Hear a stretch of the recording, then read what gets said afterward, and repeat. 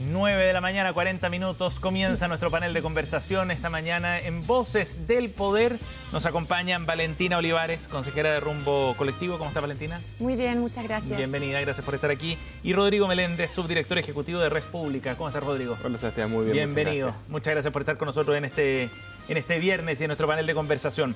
La agenda de seguridad, rápidamente se tomó el debate político después de los anuncios que hizo el presidente en la cadena nacional del miércoles por la noche. Es una agenda que tiene hartos proyectos, algunos más avanzados que están en trámite, que se van a acelerar seguramente en el Congreso, otros más específicos, una reforma constitucional bien ambiciosa también, entre otras cosas. Partamos con una mirada general de lo que significa esta agenda de seguridad. Valentina, ¿cómo ves tú esta iniciativa del gobierno con un fuerte componente legislativo? A ver, yo creo que justamente por eso, porque tiene un fuerte componente legislativo y venimos de una tramitación de una agenda de gobierno que cruzó límites, digamos, expandió, digamos, y yo creo que, no sé si la palabra correcta es torció, digamos, pero llegó bien al límite las reglas del trabajo legislativo, ¿cierto? Y las reglas como el funcionamiento democrático. Es esperable que en esta agenda, que es una agenda muy importante para la ciudadanía, porque la seguridad afecta mucho a la convivencia, la manera en que circulamos por la ciudad, las decisiones laborales, de cuidado que tomamos, entonces es una agenda muy importante para la gente. Y es de esperar que el ministro Arrau tenga un poco más de criterio, esté más dispuesto al diálogo y esté disponible para escuchar las propuestas de la oposición. Respecto de Quirós. Ajá. Respecto a Quirós, digamos, que viene saliendo de una tramitación de la mega reforma que, como bien decíamos, puso al Congreso como buzón, en el fondo, una tramitación express, sin escuchar expertos, sin voluntad de construir legitimidad política ni social. Entonces yo esperaría que no se repita eso con la tramitación de esta agenda, como primer punto. Ajá. Ya podríamos profundizar en algunos temas específicos. Rodrigo. Sí, a mí me parece que era una buena noticia que la nueva agenda que presentó el presidente durante esta semana haya ocupado todos los espacios mediáticos, incluso porque estuvimos 5 meses hablando de la ley de reconstrucción nacional, ¿cierto? Y un poco estaba el peligro de qué va a ocurrir ahora, que nos vamos a quedar en un vacío, y eso no es bueno para nadie, creo yo. Pero evidentemente que la seguridad desde la campaña del entonces candidato Kast era una de las prioridades, uno de los principales ejes, y ahora la coloca de nuevo en la primera línea de la discusión pública, y me parece que tanto es bueno, pero también un poco esperado, sobre todo porque el protagonismo que tomó el tema de seguridad durante el último periodo del expresidente Boric, o sea, de los últimos años, ¿cierto? Esperaba también poder tener una agenda bastante potente por parte de este gobierno, y creo que lo que se hizo fue apostar primero a una reforma económica, que lo económico requiere además de mucho tiempo previo para que pueda surtir sus frutos. Por lo tanto, creo que fue acertado haber comenzado por la parte económica, en cierto sentido, dar esa seguridad económica a los chilenos, y luego terminar esa tramitación, que por lo demás es más compleja para poder aprobar dentro del Congreso, es mucho más divisiva que aspecto de seguridad. Una vez terminado eso, comenzamos ahora de lleno con seguridad. Me parece que en orden he acertado. Ajá. Ahora, ¿cómo ven algunos aspectos ya más, haciendo la bajada, digamos, del contenido de esta agenda, que se empiezan a discutir y que han sido cuestionados? Hace un rato estuvimos con Jorge Correa Sutil, ex integrante del Tribunal Constitucional, fue subsecretario de Interior, así que conoce bien de estos temas también, y ya planteaba un reparo que empieza a discutirse, que tiene que ver con la utilidad de la reforma constitucional que propone esta agenda para establecer la seguridad como un deber del Estado, así lo definió el presidente. Rodrigo, ¿cómo ves tú ese punto específicamente? ¿Qué sentido tiene? Porque Jorge Correa, usted decía, esto ya está consagrado en el artículo 1 de la Constitución. Sí, es verdad que eso ya está en el artículo 1. Yo esperaría a ver más bien en el capítulo 1, no el artículo, en el capítulo. Pero yo esperaría más bien a esperar cuál es el contenido mismo de la reforma. Lo que ha señalado el ministro Arrau es que lo que se busca es y el presidente también, que no sea una simple enunciación de lo que es un deber del Estado, sino que sea mucho más vinculante para las autoridades políticas. Hay que ver cuáles son esos mecanismos. Pero insisto, o sea, mientras no tengamos el texto es muy difícil poder comprobar a qué es lo que está apuntando precisamente el gobierno en esta materia, sobre todo porque, pero es relevante que la Constitución lo anuncie. ¿Y por qué? Porque las constituciones no solamente son normas, sino que también establecen principios y principios vinculantes para todos los miembros de la comunidad política. Y en ese sentido, la seguridad, si bien hoy el Estado está obligado a dar seguridad a las personas, es también probablemente será una bajada que el Estado también debe asegurar, no solamente la seguridad exterior del Estado, que para eso está la Fuerza Armada, sino que creo yo que va en la línea de de que también está obligado, constitucionalmente hablando, a dar seguridad pública, a que exista cierto orden de manera que las personas puedan salir tranquilas a las calles. Eso, que evidentemente uno lo puede desprender del texto constitucional, no está de manera tan expresa como lo han señalado el ministro Rao y el presidente, y por lo tanto creo que por ahí va la línea de la reforma. Valentina. Sí, yo creo que sobre el contenido de los anuncios se pueden decir varias cosas. O sea, de partida yo creo que hay varios temas que faltan. Todos los avances en materia de persecución del delito, siempre que resguarden y mantengan los derechos y libertades fundamentales de las personas y que demuestren efectividad, son bienvenidos y será objeto de del trabajo del Congreso afinar esas propuestas. Me pregunto cómo van a financiar gran parte de las medidas que anunciaron, ¿no? Varias de ellas necesitan gasto recurrente, hay algunas que tienen que ver con crear institucionalidad y el gobierno acaba de financiar significativamente el Estado, digamos, está produciendo un déficit fiscal a las instituciones públicas y me gustaría que en algún momento supiéramos cómo lo van a financiar. Y respecto a lo que tú comentabas, yo creo que es bien peligroso por el tono en cómo se ha hecho el anuncio, ¿no? O sea, el ministro Rao lo que dice es que quieren evitar dilemas con el Tribunal Constitucional como lo que ocurrió respecto del proyecto de escuelas protegidas y la restricción al derecho a la gratuidad, ¿no? O sea, el ministro Rao lo que dice es, de manera más elegante, que tienen problemas con el control constitucional que existe hoy día, ¿no? Y lo que quieren hacer es subir el rango del derecho a la seguridad, ¿cierto? Reforzar esa idea en el fondo. Sí, pero sin que sea necesaria, porque ya se han dado avances legislativos, modernización institucional y se han construido capacidades estatales que permiten acercarse a los objetivos que recién mencionaba Rodrigo.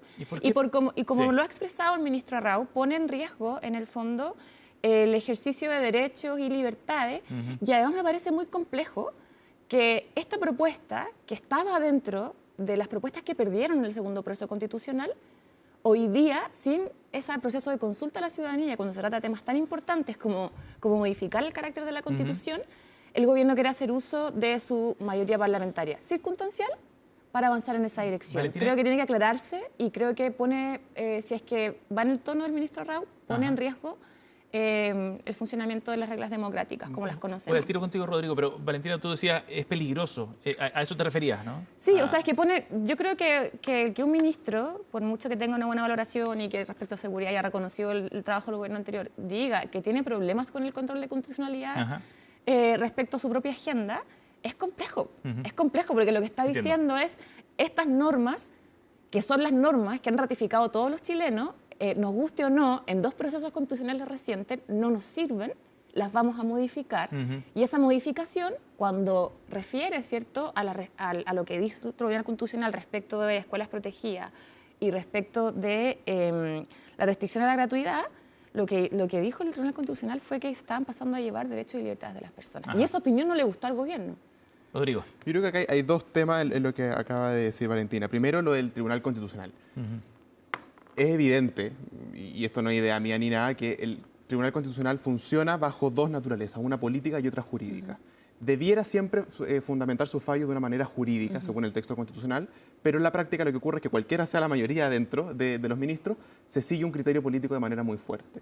Lo que vimos, creo yo, sobre todo en escuelas protegidas, fue que se prevaleció en muchos aspectos ese criterio político, al punto de que fue el voto dirimente de la anterior presidenta del TC lo que termina marcando, bueno, si es que algunas de esas normas fueron declaradas constitucionales o no. Por lo tanto, si es que el ministro Rao está buscando esta reforma, como dice Valentina, está buscando esta reforma constitucional para asegurarse de que pueda sortear adecuadamente el TC, eso no significa que a priori el ministro crea que la batería de proyectos es inconstitucional, sino que lo que está buscando es protegerse precisamente de este criterio político que también impera en el TC por la naturaleza de la institución, simplemente.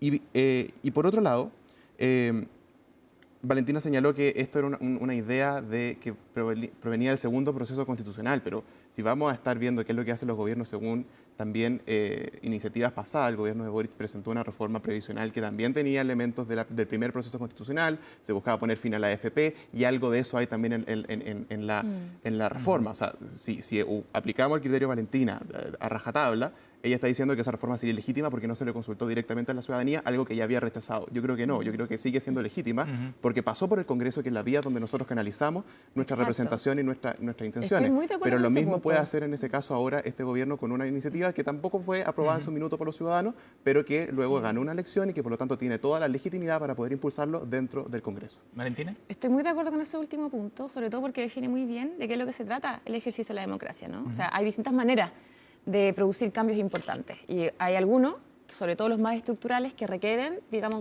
de una opinión clara, digamos, y unívoca de la ciudadanía, como ha ocurrido con los plebiscitos y los procesos constitucionales, y hay otras que tienen que ver con lo que hace la política en las instituciones que están diseñadas para producir acuerdos, para producir legitimidad técnica, legitimidad política. Y el gobierno está llevando al límite esas dos herramientas. ¿Por o sea, qué? Yo creo que... ¿Por la mega reforma lo dice? O sea, yo creo que lo de la mega reforma es muy preocupante, porque más allá de si es o no autoritario, que es una discusión interesante, modificaciones constitucionales que puede hacer este gobierno en materia de seguridad, cómo se relaciona con otras agendas de ultraderecha a nivel internacional, antes de esa discusión, si observamos cómo se desarrolló la tramitación de la mega reforma, la primera reforma tributaria desde los 90, que se construye sin un mínimo acuerdo político, sin siquiera haber estado dispuesto a levantar una mesa técnica. Un proyecto que pasó por algunas comisiones de la Cámara en horas, en un par de horas. Un proyecto que produce transformaciones muy significativas. El Congreso fue puesto como buzón. Y yo me preguntaría quién ejerció el rol de legislador en ese momento, ¿no?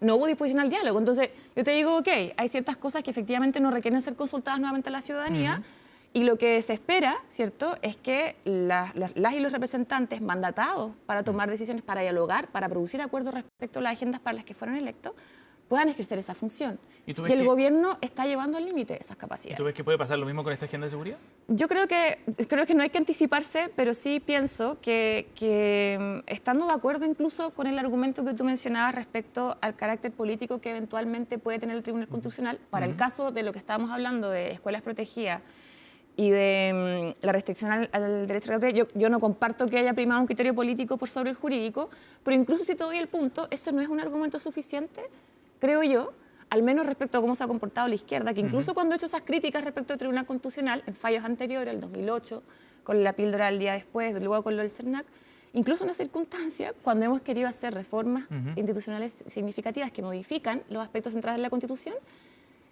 hemos llevado un proceso un poco más democrático, ¿no? Y eso no está ocurriendo hoy día. Llevemos este punto a un asunto específico, Rodrigo, que tiene que ver con la posibilidad, porque hay que esperar el proyecto, pero ya el ministro del Interior adelantaba de generar una suerte de estado de excepción acotado a ciertos barrios, lo que requiere una serie de modificaciones, un estado de excepción que estaría en manos de las fuerzas de Carabineros y la PDI, digamos, no del Ejército, Claro. pero con coordinación de las Fuerzas Armadas en particular. ¿Cómo ves ese punto? Que también va a tener reparo, me imagino, constitucional y un debate así de este Solamente calibre. para responder algo que lo dijo, Sí, lo sí, que dijo adelante. Valentina, es que señaló que no hubo acuerdo político en esta mega reforma. Bueno, el ministro Quiroga intentó llegar a un acuerdo con la bancada del PPD, ¿cierto? Y al final fue la propia izquierda, tú dijiste ultraderecha, yo voy a usar a la ultraizquierda del Partido Comunista y el Frente Amplio, quienes le hicieron un bullying, literal era un bullying lo que le hicieron a los miembros del PPD para no apoyar al gobierno en esa reforma, a pesar de que tenían ese acuerdo, ese principio de acuerdo. Si nosotros queremos aprobar reformas en el Congreso, hay que darle a los parlamentarios también la posibilidad de actuar conforme a lo que ellos quieren, a lo que ellos creen que es lo mejor para el país. Y no puede, lo que tenemos que evitar, porque eso es una actitud tremendamente antidemocrática, el estar linchando, el estar funando a otro parlamentario que dice que también comparte un gran sector, ¿cierto? Los de izquierda a la centroizquierda, solamente porque a ti no te parece. Eso es lo que nosotros tenemos que dejar atrás, porque de lo contrario no vamos a avanzar a ningún lado. La derecha históricamente se ha dividido en muchos aspectos que ha presentado la izquierda cuando ha gobernado,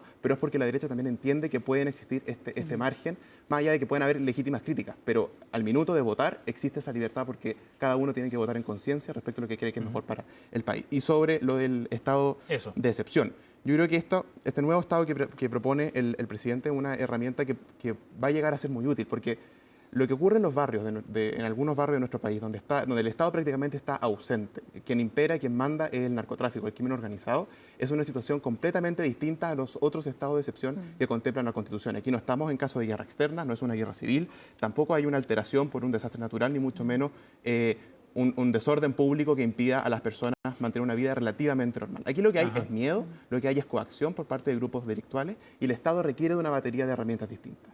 Este estado de excepción se parece bastante a lo que Italia ha hecho a lo largo de su historia para el control de las mafias, el poder intervenir determinadas comunidades por medio de la policía, que son quienes están entrenados para combatir el crimen. Hay experiencia, dices tú. Hay experiencia comparada y por lo tanto, si bien no es exactamente igual a lo que hace Italia, hay que adaptarlo a nuestra realidad, pero creo yo que en ese sentido va muy bien encaminado. Oye, dejamos un espacio de réplica al regreso de la pausa, porque tenemos que ir al corte. Estamos con Rodrigo Meléndez y Valentín Olivares aquí en Voces del Poder. Pausa y seguimos con más.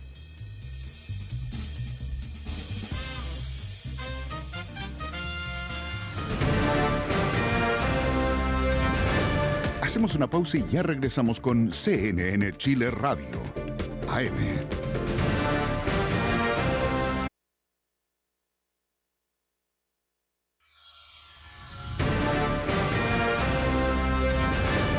Estamos de regreso en CNN Chile Radio, AM.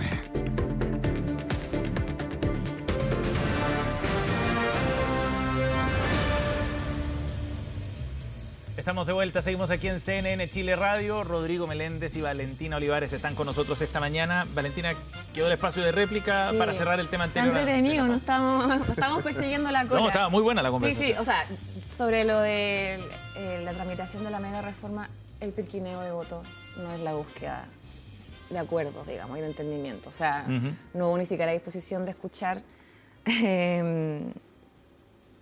al Consejo Fiscal Autónomo, a la Corte Suprema, no hubo disposición a avanzar en un diálogo técnico. Y el apuro en ese pirquineo de votos en el Senado es porque dependen de una mayoría circunstancial con los votos de 3 senadores que están siendo investigados por la justicia.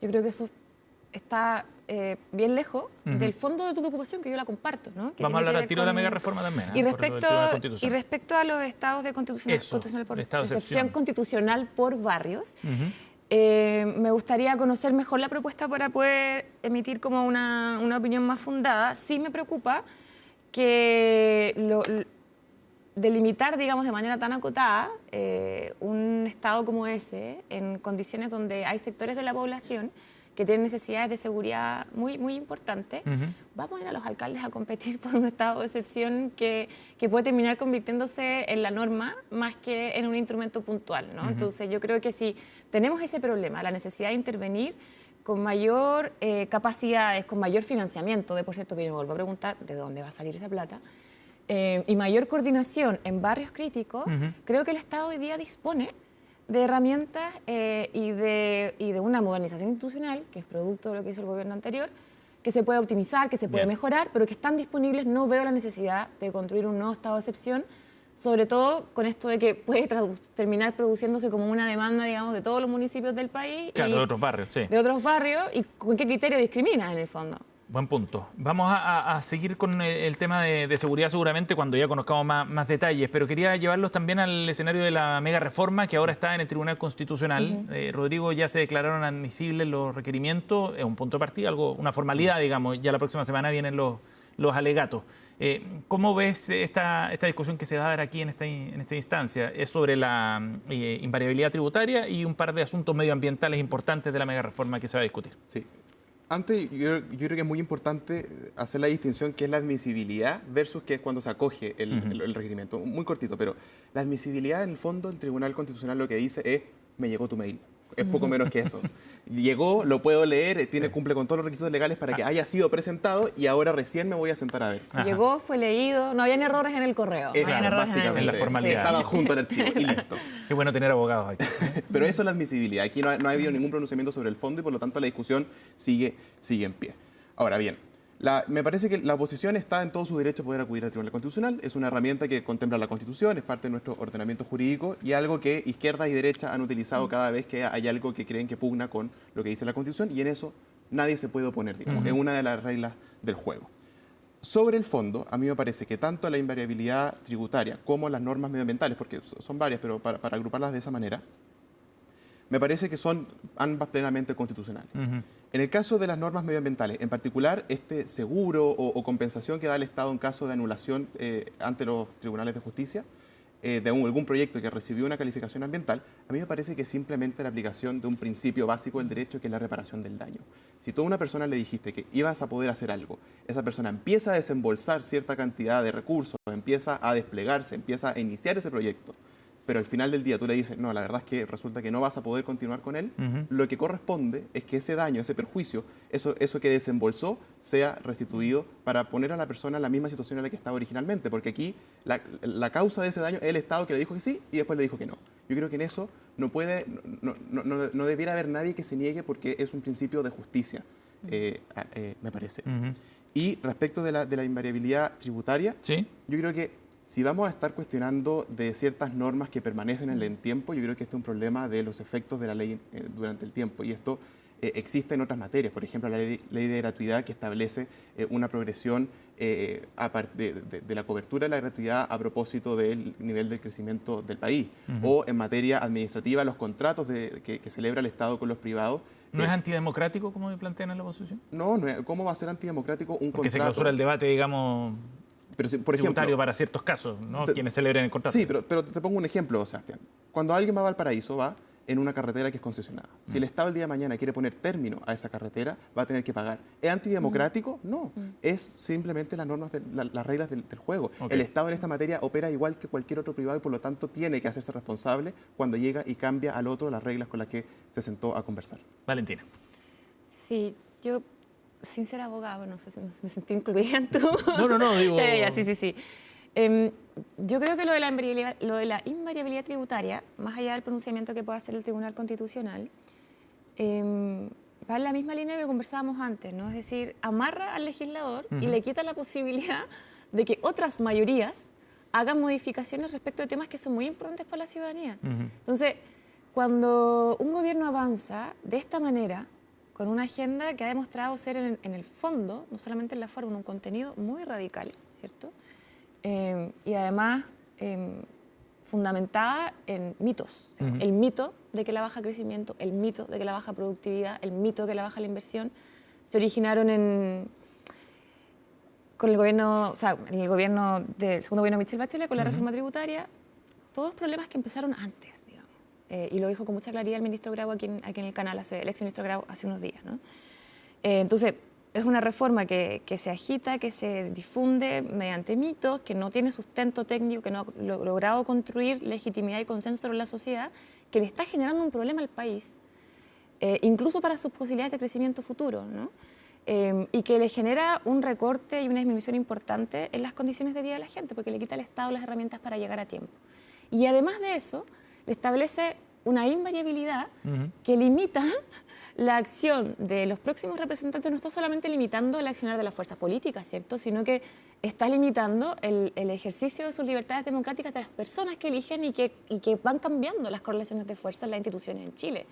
Entonces me parece que es bien complejo que esa sea la manera de avanzar, y yo esperaría que... Dime. Aun cuando sean contratos específicos, porque esto no es una invariabilidad total, digamos, ¿no? No, o sea, no, es una invariabilidad para algunos contratos y para ciertas sobre ciertos montos, ¿no? Yo entiendo que son herramientas que están disponibles, que han sido utilizadas también en otros países, pero yo creo que el carácter de cómo ha sido la tramitación de toda la reforma hace muy difícil que esas conversaciones puedan tener lugar, porque esta conversación que tú me estás proponiendo podría haber sido parte, por ejemplo, de una mesa técnica, que no existió, que el gobierno se negó a implementar.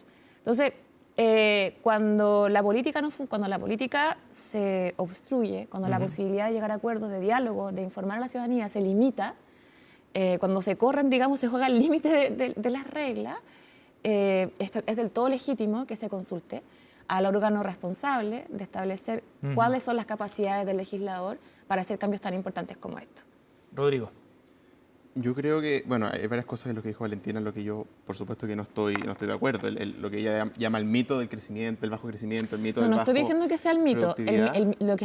Eso es cierto. el mito es que todos esos problemas se originaron con la reforma tributaria de Michelle Bachelet, porque empezaron el mito antes. del origen. El mito del origen. Ok. Eso no Eso es lo un digo mito. yo. Tú pregúntale Es a un cualquier mito. profesor de economía de la FED, de la Católica, y te van a decir que ahí es donde comienzan los problemas en Chile, sobre todo porque le quitaste a las empresas el incentivo para poder reinvertir en ellas mismas. La Tienen que baja pagar del más 4% al impuestos 2% del crecimiento se produjo 2 años, o sea, ya estaba presente 2 años antes de la reforma de Bachelet. Sí, 2 años La antes de la baja en reforma de Bachelet hubo un productividad, terremoto que el fue un estancamiento shock en la para toda la economía chilena. productividad, el estancamiento en la productividad fue el 2010, no 2002. El terremoto. Claro. El estancamiento productivo también es algo que viene de larga data. Algunos dicen del 2010, otros analistas que ya desde fines de los 90. Lo mismo con la inversión. Entonces, que Rodrigo profundice en el punto. Bueno, yo solamente hago el punto que no era mi idea, sino que pregúntele a cualquier profesor de economía del país. Pero en esta materia,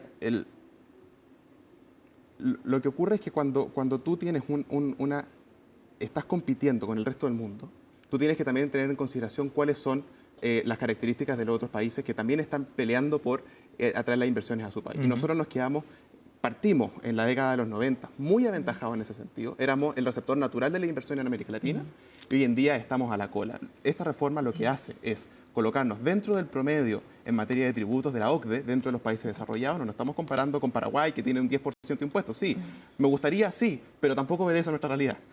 No nos estamos comparando con el resto de nuestra región, nos estamos comparando con los países desarrollados. Nos coloca en el promedio de la OCDE y, por otro lado, facilita y le entrega certezas para que los inversionistas puedan venir al país. ¿Por qué queremos que vengan los inversionistas? ¿Por qué queremos inversiones? Porque esas inversiones en el mediano plazo se transforman en mayor empleo. Y la mayor crisis que tiene este país, y quizás el peor legado del gobierno de Gabriel Boric, fue las tasas altas de desempleo que están bordeando casi al llegar a los 2 dígitos. Eso es inaceptable para un país como Chile, que tan solo el 2011-12 teníamos una tasa de 6% de desempleo. Un desempleo joven que llega al 20%. 1 de cada 5 jóvenes no encuentra trabajo. Eso es un escándalo. Y eso provocó que en países como España, como Argentina, los jóvenes muy cualificados para su economía se fueran yendo a Estados Unidos, se van a otros países de Europa. Eso es lo que tenemos que evitar, y para eso necesitamos inversión para generar puestos de trabajo acá en este país.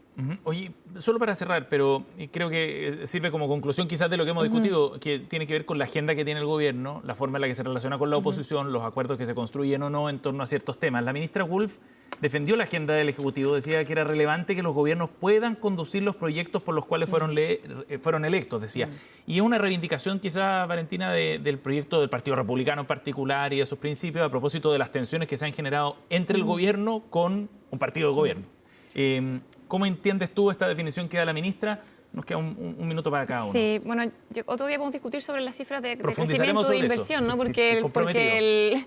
O sea, al menos el año pasado, 7% aumentó la inversión, récord histórico de inversión extranjera en Chile en el último año del gobierno del presidente Boric. Entonces, por mucho que pueda parecer que las propuestas del gobierno tienen un sustento técnico importante, la verdad es que la realidad es más porfiada, ¿no? Y creo que hay un mínimo de responsabilidad en el debate público que requiere cierta honestidad, ¿no? O sea, yo creo que ya parece chiste, o sea, los datos que presentó en la cadena nacional el presidente Kast respecto de los robos violentos del 2025, o sea, era como un tercio de lo que dijo. Entonces, Chile se merece un poco más de respeto, ¿no? Y respecto a los dichos de la ministra Wolf, cuando digo Chile, digo las personas a las que esas políticas benefician, ¿no? Y sobre lo de la ministra Wolf, yo creo que tiene razón en que todos los gobiernos tienen el derecho a avanzar en los programas para los que fueron electos. Pero a mí me da la impresión de que por mucho que hayan ciertas propuestas que efectivamente estaban en el DAIA programática, las prioridades del gobierno eran 3. Abordar la economía doméstica, abordar los desafíos económicos, avanzar en materia de seguridad y en tema de orden. Esas fueron las promesas por las que la gente los eligió. Y yo tiendo a creer que están avanzando en dirección contraria. La reforma tributaria, además de todo lo que hemos hablado respecto de cómo se tramitó, es una reforma que le está generando un déficit fiscal al Estado que se va a resolver recortando derechos sociales, y lo saben, o sea, o no lo saben y están improvisando, o lo saben y no nos quieren decir, o si no se resuelve aumentando el endeudamiento. Y ese aumento del endeudamiento tiene un impacto contrario a lo que buscan en el crecimiento, ¿no? Entonces, hay mucha inestabilidad y falta de certidumbre para la economía doméstica, pocas ayudas para llegar a fin de mes. En materia de seguridad, una agenda que llega tarde.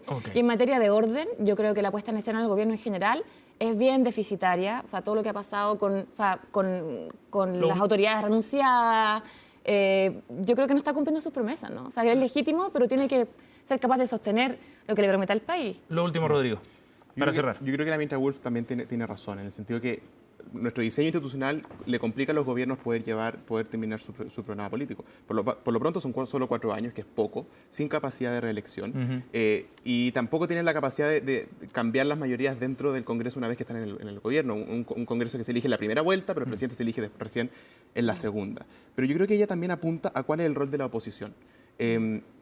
Si es que, ¿qué es lo que tiene que hacer una oposición? ¿Tiene que vetar el proyecto que ganó en las urnas democráticamente elegido o tiene que influir en la dirección de ese gobierno que le propone al país? Y yo creo que en ese sentido la izquierda no sabe muy bien que en realidad lo que ellos debieran hacer es tratar de influir en los proyectos más que intentar vetar de toda manera el proyecto que ganó el presidente. Y nos quedan como 3 temas para un próximo programa, varios programas más. Estuvo súper bueno. Estuvo muy entretenido, Sí. Valentina, gracias por haber voy a venido. guardar la réplica para tu última palabra. Para la próxima, comprometido. Muchas gracias. Gracias, Valentina, gracias, Rodrigo. Muchas Buen fin de gracias. semana para los dos. Nos vamos a la pausa, cerramos esta edición de Voces del Poder y nos vamos al corte. 10 de la mañana con 11 minutos. Esta imagen es de Pichilemu, 9 grados la temperatura hasta ahora, cielos despejados. Bonito día allá en la región de O'Higgins. Pausa y seguimos con más en CNN Chile Radio.